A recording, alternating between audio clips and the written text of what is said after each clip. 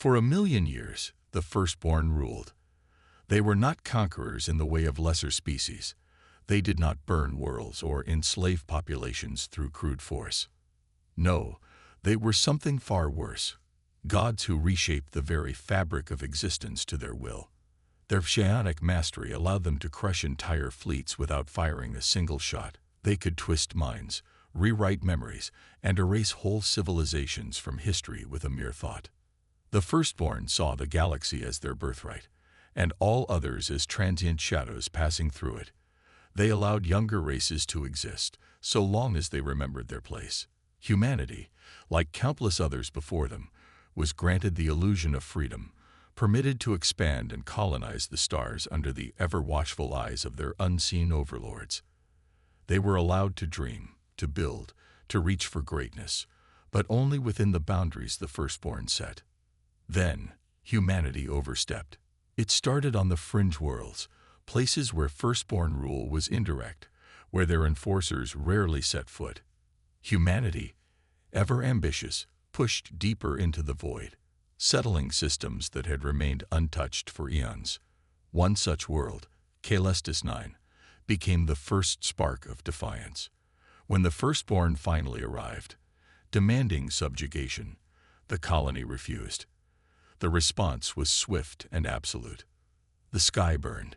Cities were torn apart by invisible hands. The minds of the colony's leaders were crushed in an instant, leaving their bodies lifeless husks. In a single day, 2,000,000 souls were erased from existence, their cries lost to the silence of space. The Firstborn had expected the rest of humanity to understand the message, to bow their heads and accept their place as all others had before them. But humanity did not kneel. Instead, something happened that had never occurred in the long history of the Firstborn's dominion. The humans declared war. It was an absurdity. A single species, barely out of its infancy, challenging the gods of the stars. The Firstborn did not respond with anger but with amusement. War was a relic of lesser beings. Their empire had not faced true conflict for over 100,000 years.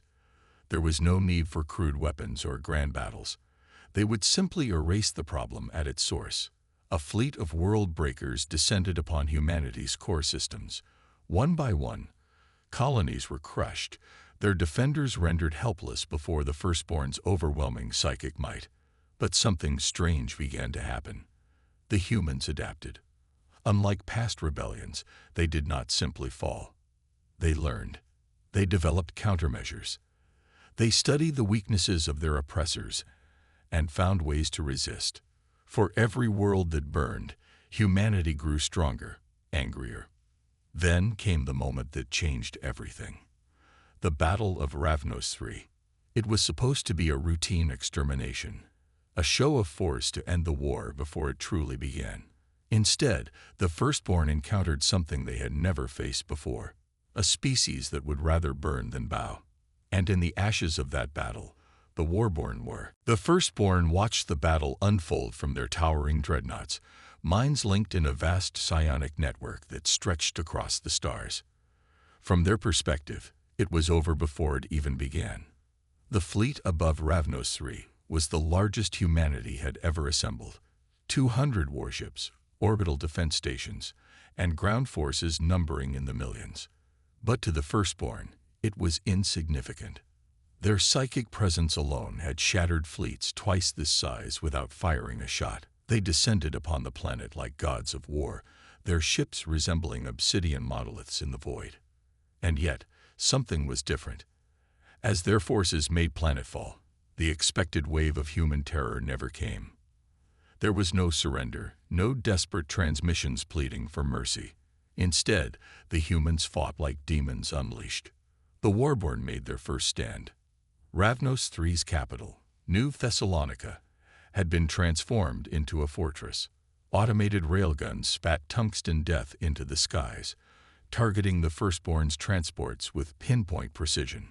Camouflaged artillery emplacements, hidden beneath the ruined cityscape, unleashed hellfire as soon as the Firstborn set foot on the surface. The Firstborn's towering biomechanical soldiers fought to be unstoppable, found themselves cut down by human railguns designed to shatter the hulls of battleships. It was the first time in 1,000 years that Firstborn forces had suffered real casualties. Yet it was not the weapons that truly unsettled them. It was the humans themselves. The Firstborn had long understood how wars were won. A battle was not just fought with weapons, but with will.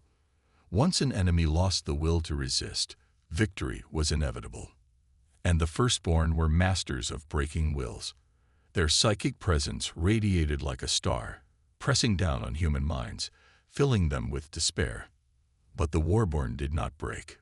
The Firstborn reached into their minds and found something alien. There was fear, yes, but it was not the kind that led to surrender. It was something else, something deeper. A refusal to kneel, even in the face of death itself. The humans fought with a reckless abandon, laughing in the face of their executioners, screaming their defiance as they tore apart their would-be gods, with nothing but sheer fury and firepower. In the shattered streets of New Thessalonica, a single human soldier became legend.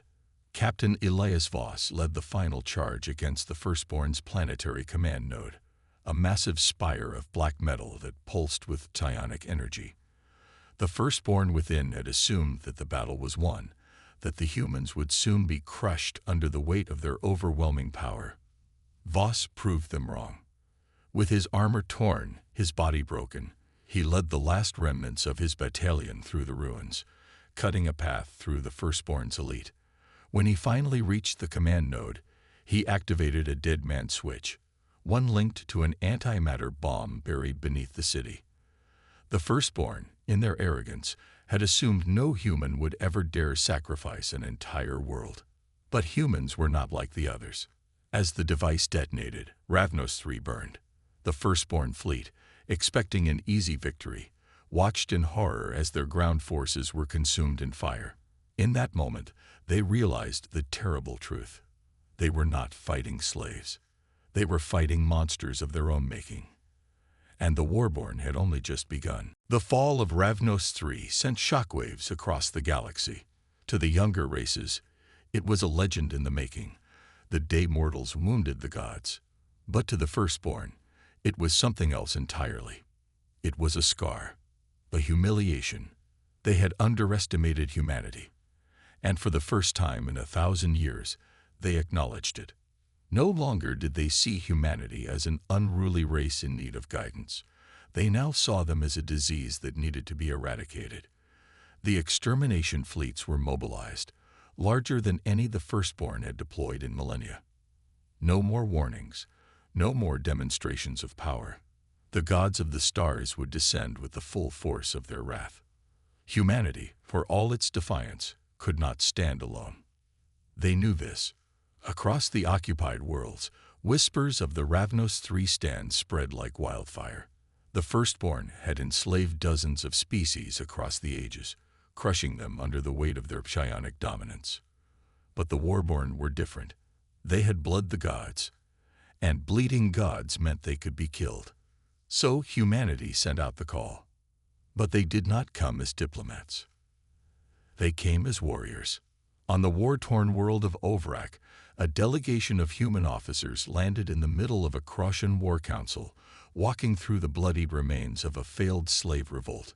The Croshan, towering reptilian war beasts, had fought the Firstborn for centuries, always losing, but never stopping.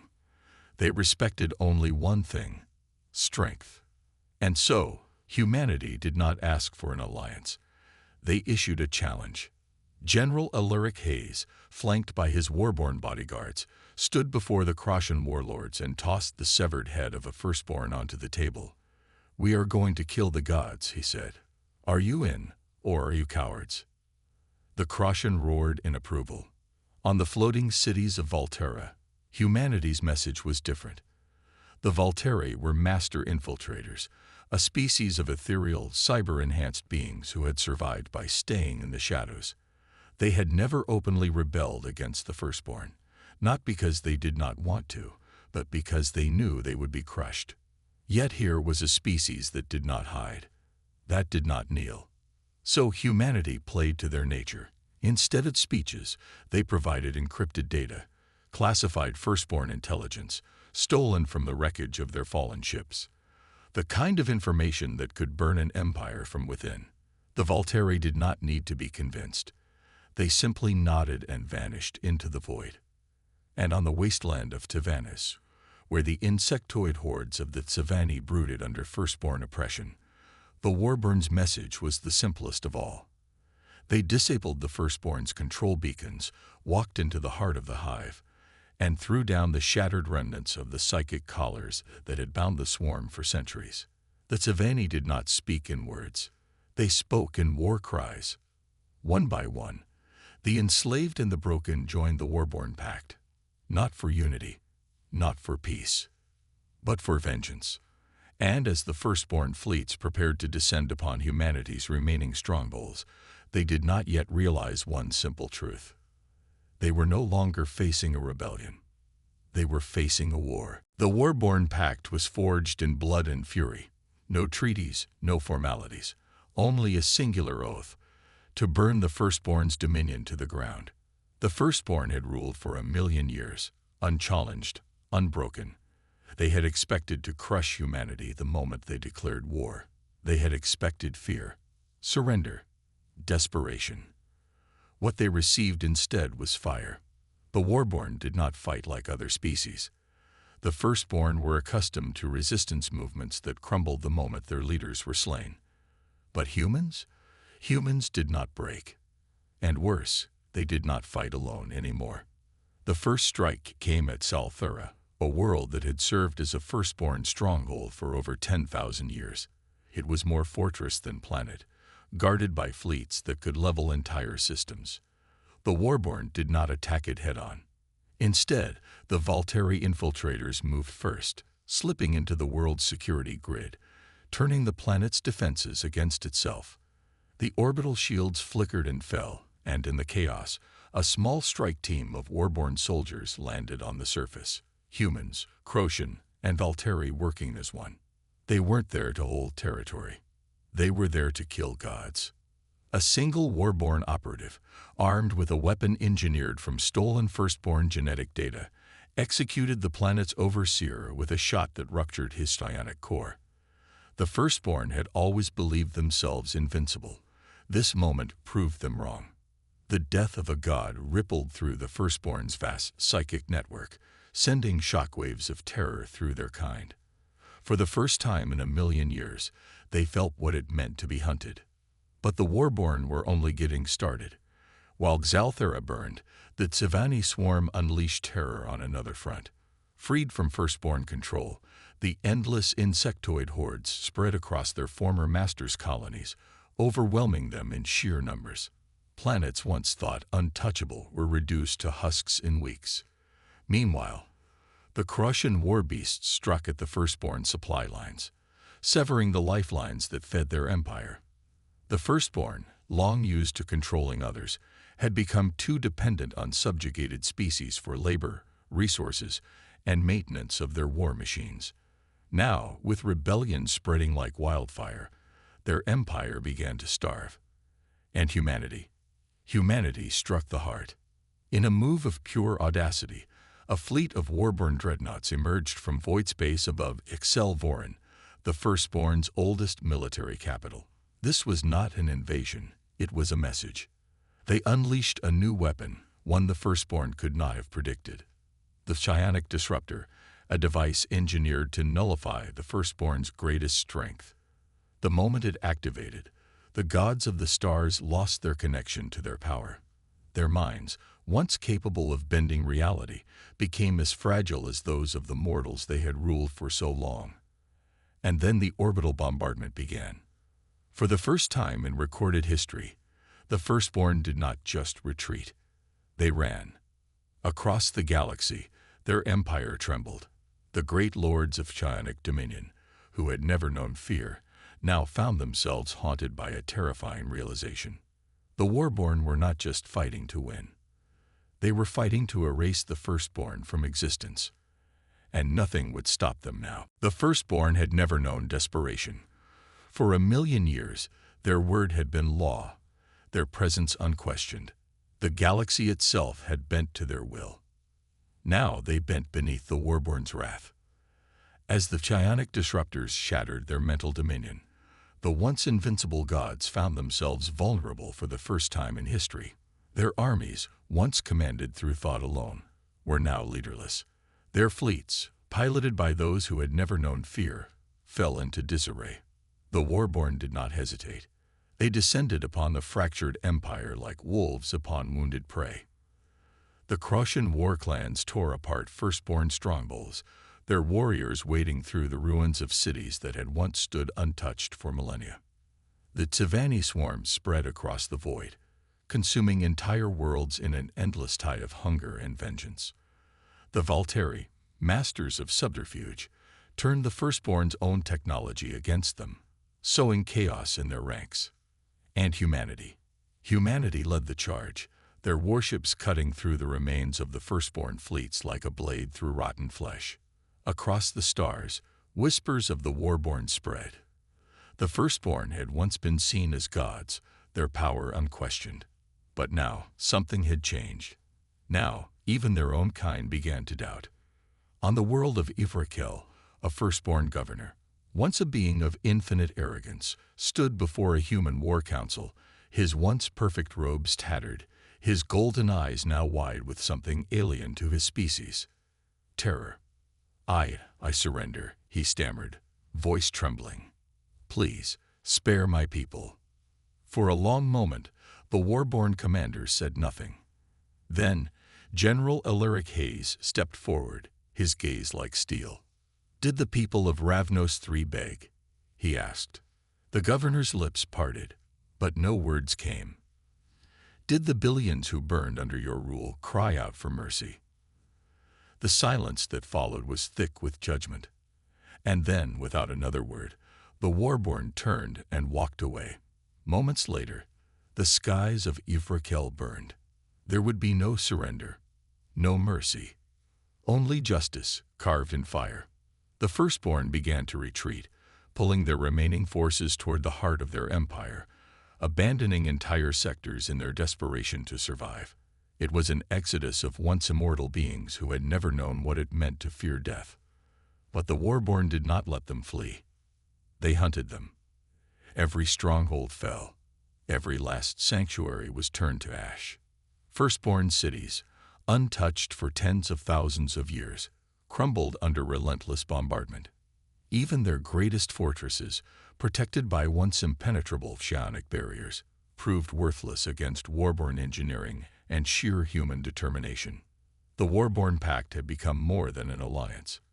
It was a reckoning. The gods of the stars, once invincible, now knelt before creatures they had once considered nothing more than insects. Some tried to fight, others tried to hide, but none could escape. And as the Warborn's fleets pushed ever closer to the Firstborn's last refuge, one thing became clear. The war was no longer about victory. It was about extinction. The once glorious empire of the Firstborn had been reduced to a handful of desperate strongholds. Their dominion, once spanning the stars, had become a graveyard of shattered fleets and burning worlds. The Warborn Pact had left them nowhere to run, no allies to call upon, no hope of resurgence. But still, they clung to survival. On Excelzoreth, the Firstborn's final bastion, the last of their kind gathered in trembling desperation. It was a world of towering crystalline spires, once the heart of their godhood, now a refuge for a dying species. This was where they would make their stand, or fall forever. The Warborn did not wait. Humanity, the Crosian, the Valteri, and the Tzivani swarms descended upon Excelzoreth like the reapers of the void. Warships blackened the skies, filling the heavens with a storm of plasma fire. Orbital bombardments shattered the planet's once perfect landscapes, turning temples into ruins and monuments into dust. And then the ground assault began. The Firstborn had prepared for this. Even without their psionic dominion, they were not defenseless. Their last warriors, clad in armor interwoven with ancient energies, stood in defiance. Towering war beasts, bioengineered from the finest of their genetic stock, roared in defiance as they charged into battle. But the Warborn were relentless. Croshan warlords led the charge, their thunderous battle cries shaking the ground as they tore through Firstborn defenses. Valteri infiltrators struck from the shadows, turning their own security grids against them. The Savani swarms poured through the cracks in their defenses, overwhelming entire battalions with sheer numbers. And humanity fought like a force of nature. The Warborn soldiers moved with cold precision, executing Firstborn commanders with ruthless efficiency. Power-armored infantry carved a path through the streets, their rifles roaring as they cut down the so-called gods without hesitation. The Firstborn, who had once erased entire civilizations with a thought, now bled and died like any other mortal. And then, at the heart of their last city, the final act of defiance began. The surviving Firstborn lords, their robes stained with the blood of their own kind, gathered in a sacred chamber deep within the crystalline citadel. With trembling hands, they activated an ancient failsafe, a final act of desperation. A device, hidden for eons, built in the days before they had attained their godhood. A weapon designed to unmake reality itself. The Warborn assault teams stormed the citadel as the device began to hum with terrifying energy. General Alaric Hayes, battered and bloodied, led the charge. His forces fought their way through the collapsing structure, gunning down the last of the Firstborn's honor guard in a desperate race against time. And there, in the final chamber, he faced them. The last of the Firstborn lords stood in a circle, their hands raised toward the device. Their golden eyes, once filled with arrogance, now brimmed with something foreign to their kind. Panic. "You don't understand," one of them gasped. "If we fall, the balance of existence." Hayes shot him between the eyes. The Warborn soldiers fired, cutting down the last of the Firstborn in a hail of bullets and plasma. The gods of the stars fell, not in glory, but in terror. With only seconds to spare, Valteri technicians deactivated the device, sealing away the last weapon of the Firstborn. And just like that, it was over. The gods were dead. But the Warborn were not finished yet. Now they had to decide what came next. The war was over. The Firstborn were dead, their last city reduced to rubble, their voices silenced forever. Across the galaxy, the enslaved rejoiced, their chains shattered by the Warborn's relentless wrath. But as the fires died down on Xel Zoreth, the Warborn Pact stood in uneasy silence. For the first time since the war began, there were no enemies left to fight. General Alaric Hayes stood atop the ruins of the citadel, staring at the lifeless bodies of the so-called gods. Around him, the Warborn soldiers looted the remnants of Firstborn technology, collecting trophies from the fallen. The Croshan warlords roared in celebration, their blood-soaked banners raised high. The Tavani swarms feasted upon the last remains of their ancient masters, their hisses echoing through the ruined streets. And yet, among the humans, there was no cheering. There was only quiet. "We did it," murmured Captain Ilias Voss, still bearing the scars of Rathmos III. "We burned them to the ground." Hayes did not respond. For years, he had led this war. He had sacrificed everything to see the Firstborn fall. But as he looked around, he realized something terrifying. The war had changed them. The Warborn had begun as warriors of defiance, fighting for survival against an empire that sought to enslave them. But now they were something else. They had become destroyers. "Orders, General," a Warborn officer asked, standing at attention. "The Pact fleets are waiting for your command. The Firstborn homeworlds are still untouched. What are your orders?" It was a simple question, one that Hayes had never considered before. Did they stop, or did they continue? The Firstborn's empire was massive, spanning thousands of unclaimed worlds, each filled with remnants of their ancient rule. Entire planets once ruled by gods, now abandoned. Technology beyond human understanding, just waiting to be claimed. And the Pact. They were a war machine, forged in blood and vengeance. Could they truly stop now? Then the first disagreement erupted. The Croshan warlords, drunk on conquest, demanded they press onward. "The gods are dead, but their cities remain," roared War Chief Korgath. "We will take them. Let the galaxy know that the Warborn are now its new rulers." The Tsavani, their hunger never sated, clicked their mandibles in agreement. To them, the war had only fed their endless instincts. With no more Firstborn to devour, they would need new prey. But the Volteri hesitated. "We sought freedom, not domination," said Shadeweaver Sistrana, her voice smooth as silk. "The Firstborn ruled through terror. If we continue as they did, what have we truly won?" And then there was humanity. The soldiers who had bled and burned for this war. Some were ready for more, eager to claim the spoils of their victory. Others, like Captain Voss, simply stood in exhausted silence. Hayes clenched his fists. He had dreamed of this moment for so long. The fall of the Firstborn, the end of their tyranny. But now, standing over their corpses, he was left with only one question. Had they become the very thing they swore to destroy? The Warborn Pact stood at a crossroads, and the next choice would shape the fate of the galaxy. The fires of Thelzoreth burned low, casting long shadows over the battlefield. The Firstborn were dead, their last gods silenced, their empire shattered beyond repair.